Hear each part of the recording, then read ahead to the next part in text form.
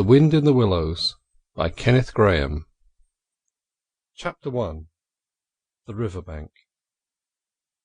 The mole had been working very hard all the morning, spring-cleaning his little home, first with brooms, then with dusters, then on ladders and steps and chairs, with a brush and a pail of whitewash, till he had dust in his throat and eyes, and splashes of whitewash all over his black fur, and an aching back and weary arms. Spring was moving in the air above and in the earth below and around him, penetrating even his dark and lowly little house with its spirit of divine discontent and longing. It was small wonder, then, that he suddenly flung down his brush on the floor and said, "Bother!" and "Oh, blow!" and also "Hang spring cleaning!"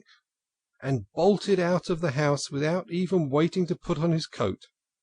Something up above was calling him imperiously, and he made for the steep little tunnel which answered in his case to the gravelled carriage-drive owned by animals whose residences are nearer to the sun and air. So he scraped and scratched and scrabbled and scrooged, then he scrooged again and scrabbled and scratched and scraped, working busily with his little paws and muttering to himself, "Up we go, up we go," till at last, pop! His snout came out into the sunlight, and he found himself rolling in the warm grass of a great meadow. "This is fine," he said to himself. "This is better than whitewashing." The sunshine struck hot on his fur. Soft breezes caressed his heated brow, and after the seclusion of the cellarage he had lived in so long, the carol of happy birds fell on his dulled hearing almost like a shout.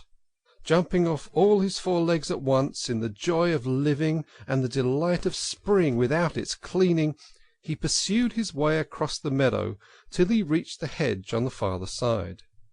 "Hold up," said an elderly rabbit at the gap. "Sixpence for the privilege of passing by the private road." He was bowled over in an instant by the impatient and contemptuous mole, who trotted along the side of the hedge, chaffing the other rabbits as they peeped hurriedly from their holes to see what the row was about. "Onion sauce," he remarked jeeringly, and was gone before they could think of a thoroughly satisfactory reply. Then they all started grumbling at each other. "How stupid you are! Why didn't you tell him?" "Well, why didn't you say?" "You may have reminded him." And so on in the usual way, but of course it was...